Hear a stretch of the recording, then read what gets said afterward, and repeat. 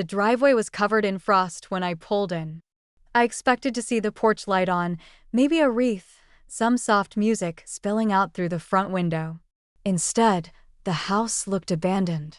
No lights, no warmth, just the echo of silence pressing against the glass. I sat in the car for a few seconds, staring at the dark windows, thinking maybe I got the wrong date. But no, December 24th, Christmas Eve, I was supposed to be home. I grabbed my bag, walked up the steps, and found the spare key exactly where it had always been, under that cracked ceramic frog my dad swore was too ugly to steal. I let myself in, expecting voices, smells, something. Nothing. Just the hum of the refrigerator and the faint click of the heater struggling to kick on. The kitchen light was on, dim yellow, and at the table, hunched over a sandwich like it might fall apart if he chewed too hard, was Grandpa Alden. He looked up when he heard me, eyes tired but kind. "You're here," he said, as if I was late for something. "Where's everyone?" I asked, dropping my bag by the door. He nodded toward the fridge. "They left you a note." I walked over, already uneasy. Taped to the door was a torn piece of notebook paper. My mom's handwriting, slanted, fast, all caps. "Used your money to invest in stocks. We'll explain later. Watch Grandpa." For a few seconds, I didn't move, just stared. I read it again, then again. Each time the words hit harder. $24,000 gone. The money I'd spent 4 years saving, double shifts, canceled weekends, skipping dinners out. All of it evaporated with a single sentence taped to a refrigerator door. I sat down across from Grandpa, still holding the note in my hand like proof of a crime. "They went to Maui," he said quietly. "Left yesterday morning." I couldn't even speak. "I thought maybe you'd sent them something," he added when I noticed the envelope was gone. I shook my head. "No, I didn't send anything." I opened the fridge. Half a loaf of bread, condiments, a bottle of tonic water, no milk, no leftovers. The sink was full of dirty dishes, and a final notice from the power company lay unopened by the toaster. "Have you eaten anything besides that?" I asked, pointing at the sandwich. His eyes drifted toward the floor. "Haven't managed much else this week." My chest burned, but I stayed quiet. I didn't cry. Not yet. I tossed the note onto the counter and turned to him. "All right," I said. "First, we're going to get you a proper meal. Then, I'm going to find out exactly how deep this goes." And as I pulled out my phone, I knew one thing. This wasn't just about money anymore.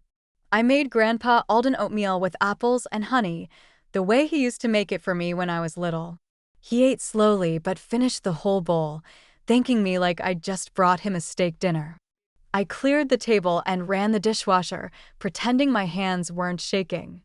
I didn't want to think about the money yet. Not while he was still hungry. Not while the house felt so cold. But when I sat down with my laptop and logged into my online banking account, the truth I'd been trying to outrun stared back at me in numbers. Final transfer, 3 days ago. Destination, a brokerage account I didn't recognize, listed under my parents' names. Balance, 0. $24,000. Gone. I closed the laptop and leaned back, staring at the ceiling like maybe I'd find the answer up there. But all I found were memories. I started saving when I was 16. Dad had just lost his job at the auto shop, and Mom's part-time hours at the craft store barely covered groceries. I applied at the diner down on Maple, then picked up a second shift at the laundromat on weekends. While my friends went to football games and danced under paper streamers at prom, I cleaned lint traps and counted tips in the break room. Not because anyone made me, because I didn't want us to drown. I remember the day I opened my first savings account. I handed my mom the folder with the account number, proud and exhausted after my 6th straight weekend of double shifts. She smiled and said, "Thanks, prey on young people. Just transfer it to our family account. I'll keep it safe until you need it." I nodded. I believed her. Every month, I sent $500, then $600, then $800. When I picked up more hospital shifts, I skipped vacations. I drove a car that coughed every time I turned left. I lived on rice, beans, and pride, and every time I doubted myself, I thought, this is how people get free, slowly, quietly, on their own terms. Lyric never had to think like that. She was 6 years younger and somehow lived in a different version of our house. When I turned 16, I got a used backpack and a pile of bills. When she turned 16, she got a new phone and an ice cream cake with her name in cursive. She never had to take a job, never asked what anything cost, never offered to help when I was working through flu season and finals. She's more sensitive, Mom always said. We don't want to burden her.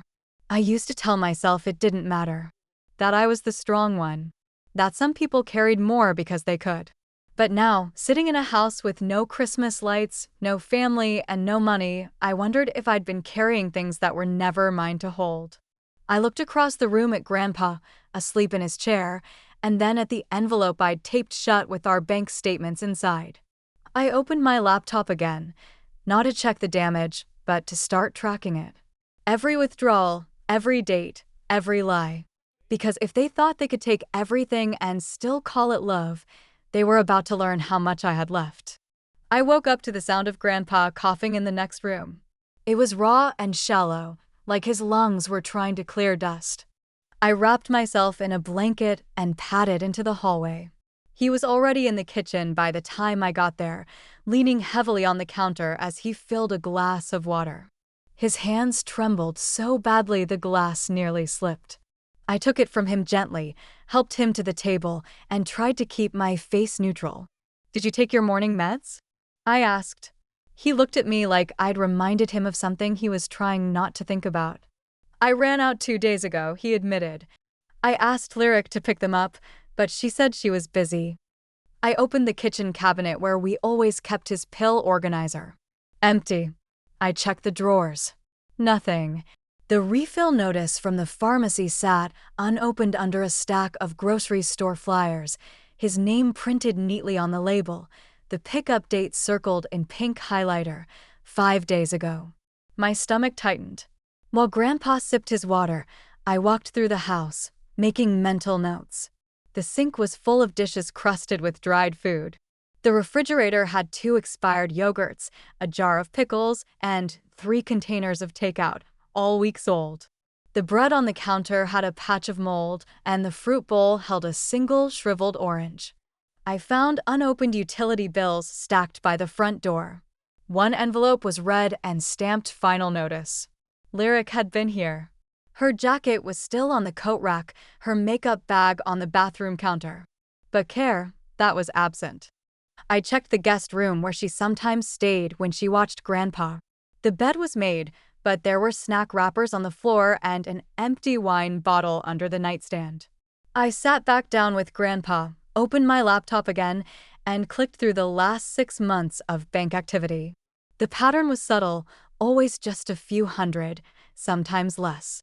Grocery trips that never resulted in groceries. Family emergencies labeled on the transfer notes. Then, more recently, larger withdrawals. One marked investment opportunity, another for flight confirmation. I didn't recognize half of it, but the dates lined up too perfectly. They'd been taking the money slowly at first, then faster, then all at once. "I'm sorry, Mara," Grandpa said quietly. I should have said something, but I didn't know how. I turned to him. "You knew they were taking your money?" His eyes filled. "Not at first. Last year, when the kitchen remodel started, they told me it was just a loan. Said they'd pay me back monthly. But there was always some reason. Connor's tuition, Lyric's car. And after a while, I stopped asking. I felt the ache settle behind my ribs, sharp and familiar. They hadn't just betrayed me. They'd used him. 2 soft hands, old trust. I reached across the table and took his hand in mine. "Then we stop asking," I said, "and we start protecting what's left." He nodded once, slow and deliberate, as I opened the manila envelope and laid out the first page of records on the kitchen table. I didn't call them, not when I saw the brokerage transfer, Not when I realized Grandpa's prescriptions were 5 days overdue, not when I found the overdraft notice tucked beneath a Red Lobster coupon on the counter. There wasn't a point. They knew exactly what they did. They were counting on me to accept it, to sigh and clean up the mess like I always had. Instead, I opened a new folder on my desktop and named it Damage Control. Every receipt, bank transaction, and transfer got logged. I took photos of the fridge, the moldy bread, the final notices. I scanned Grandpa's pharmacy alerts, utility bills, and the prescription pickup slip still attached to the bag Lyric had never opened. I pulled screenshots of text messages from my mom, phrases like, "We're all in this together," and "You're so responsible. It's inspiring," and added them to the pile. When I was done, I emailed Rachel. She replied within an hour. She always had a sixth sense for when I wasn't okay. Back in college, she was the only one who noticed when I dropped 10 pounds during finals or when I quietly skipped dinner 3 nights in a row. Now, she was a corporate attorney in Seattle, but she still answered my messages like we were roommates in our tiny off-campus apartment, eating microwave burritos and dissecting legal dramas. I told her everything. She didn't waste time with sympathy. "You need to get power of attorney for your grandfather immediately," she said, and sent me the forms. I printed them at the library down the street and brought them home in a plastic sleeve. Grandpa read every line carefully. He didn't ask questions. He just looked at me, nodded once, and signed. "I should have done this a year ago," he said, pressing his palm over mine. We got it notarized at the pharmacy that afternoon. I asked the tech if they had the rest of Grandpa's medications ready. They didn't. Insurance hadn't cleared the refill. Apparently, someone had tried to pick them up with the wrong ID. I didn't ask who. That night, after Grandpa went to bed, I sat at the kitchen table and wrote a list. 1. Cancel joint access. 2. Open new accounts. 3. Document every loss. 4. Cut communication, at least until we had leverage. When I opened Instagram, they were tagged in a photo, my mom in a floral wrap dress, cocktail in hand, Dad with sunglasses and a hotel towel around his neck. Sunset cruise with my love hashtag deserved hashtag paradise, the caption read. The comment section was full of hearts and envy, people saying how cute they were, how happy they looked. I didn't comment. I didn't message. I just took a screenshot and filed it under vacation funded by theft. By the next morning, I had closed the account that once held my student loan savings. I rerouted Grandpa's Social Security checks to a new bank. I locked the mailbox and set a password on every utility and medical portal. When the pharmacist called again, I confirmed my identity and told them to reject anyone else trying to access Grandpa's file. I didn't scream. I didn't send dramatic texts. I just made it impossible for them to touch anything else. When I hung up the phone, I poured myself a glass of water, looked at the neat stack of folders on the table, and felt something I hadn't felt in days: control. And I knew when they finally came back, they wouldn't be walking into the same house they left. 3 days later, my father's name lit up on my phone.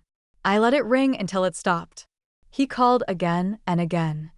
I finally answered on the 4th attempt, not because I wanted to hear what he had to say, but because I wanted to know how desperate he sounded. "Mara," he said, breathless. "Thank God. We need to talk." I didn't reply. I just waited. There was static on the other end, then a sharp exhale. The market dropped. We didn't see it coming. Look, it's complicated. We just need to get through this week. We'll fix everything, I promise. Silence stretched between us. I could hear waves crashing faintly in the background, or maybe a fountain. I imagined him calling from a hotel balcony in Maui, still in swim trunks, sunburned and stunned. "We lost almost everything," he said. "The fund, it's wiped out." I looked down at Grandpa's bank folder on the kitchen table. I just finished sorting every document into labeled sleeves: medical, housing, legal, savings. All sealed, all protected. "I need to borrow just enough to stabilize things," he added. "We'll pay you back, of course." It's just temporary. I didn't speak. Mara, you there? I stood and walked toward the front window. It was raining. The street outside looked empty except for the neighbor's trash can, blown over by the wind. You knew that money wasn't yours, I said finally. He stumbled. We were investing in our future, yours included. It wasn't selfish. We thought it would help everyone. You thought I wouldn't notice, I corrected. There was another pause. Look, we don't have time to argue. I just need you to send something, please. I hung up. That night, after Grandpa went to bed, I printed a notice on my laptop and sealed it in a manila envelope. Then I drove across town and taped it to their front door. Access revoked. Unauthorized withdrawals documented. Repayment required. See attached terms. Inside were photocopies of the account statements, the legal affidavit of power of attorney, and a letter outlining a repayment plan, fixed monthly amounts, % annual interest, 0 tolerance for delay. I knew they wouldn't like it. That was the point. I didn't stay to see if the porch camera caught me. I didn't want the confrontation. I just wanted it on record. They'd made this about money, so I would treat it like money, cold, measurable, enforceable. The next morning, my mother texted me, "What is this about? We need to talk." I didn't answer. They'd had their chance to talk when they emptied my account, when they left Grandpa without food, when they chose stocks over people. I spent the day scheduling a home visit with Grandpa's new physician and confirming his place at the assisted living center near my apartment in Portland. We'd done the virtual tour together on my phone, and he'd quietly said, "Looks peaceful," before folding his hands and nodding once. That night, I sat with him in the living room while he told me about how he met Grandma at a diner after her nursing shift. He said she never raised her voice, but she never backed down either. "You remind me of her," he said, his voice raspier than usual. I smiled, but I didn't say anything. I was too focused on what came next because they were coming home in 2 days. And for the first time in my life, I wasn't afraid of what would happen when they walked through the door. They showed up 2 hours earlier than expected. My dad's truck pulled into the driveway first, followed by Mom's car. No suitcases, no lays, no smiles, just tension radiating off them like heat. I opened the door before they could knock. My mother pushed past me without a word. My father followed, jaw set. "What the hell is this?" he asked, holding the envelope I'd left on their door like it was toxic. Mom threw her purse onto the couch. "You humiliated us. Our neighbors saw that. You couldn't just wait until we got back." "I waited years," I said quietly. "Don't get self-righteous," Dad snapped. "We were trying to help you. That money wasn't stolen. It was redirected. You'll get it back." "No," I said. "I won't. And even if I did, that's not the point." Grandpa shuffled in from the hallway, leaning on his cane. He didn't say anything at first, just stood there watching us like a judge, waiting for the noise to settle. "You're being manipulated," Mom said to him. "She's filling your head with, 'You already took everything,'" Grandpa said, cutting her off. His voice was soft but steady. "She's just giving it definition." The room went silent. Mom blinked like she hadn't heard him right. "We did what we had to do for the family. We were under pressure," she said. "You were reckless," I said. "And you made it everyone else's problem." Mom's voice cracked. "How can you be so cold after everything we've done for you?" I looked at her, really looked at her, and realized she still believed that enabling, manipulating, and emptying our accounts was love. "This isn't revenge," I said. "It's responsibility, the kind you never taught us." Dad opened his mouth to argue again, but Grandpa raised a hand. "That's enough," he said. No one spoke after that. They stood in our living room like guests in a stranger's house. And for the first time, it actually felt like mine. I looked at Grandpa, then at the stack of documents on the table beside me. We were ready. Grandpa moved into his new place 2 weeks later. The staff at Oak Haven already knew his name when we walked in. His room had sunlight, a recliner by the window, and enough space for his crossword collection and the photo of Grandma he still kept by his bed. I visited every other day, sometimes with groceries, sometimes just to sit and listen. He said he didn't miss the house, only the quiet parts of it. My parents didn't call. Lyric never reached out. I heard the house went on the market a month later. Great bones, needs updates, the listing said. I didn't disagree. I started rebuilding my savings, small transfers this time to an account only I could touch. Some nights, I worked extra shifts. Others, I sat on my apartment floor, surrounded by papers, planning a life I finally owned. On my way to work one morning, I passed the old house. A for sale sign leaned crooked in the yard. The windows were empty. The porch was still cracked where Dad always said he'd fix it. I didn't slow down, but I smiled. Some houses aren't homes, and some families only teach you what not to become.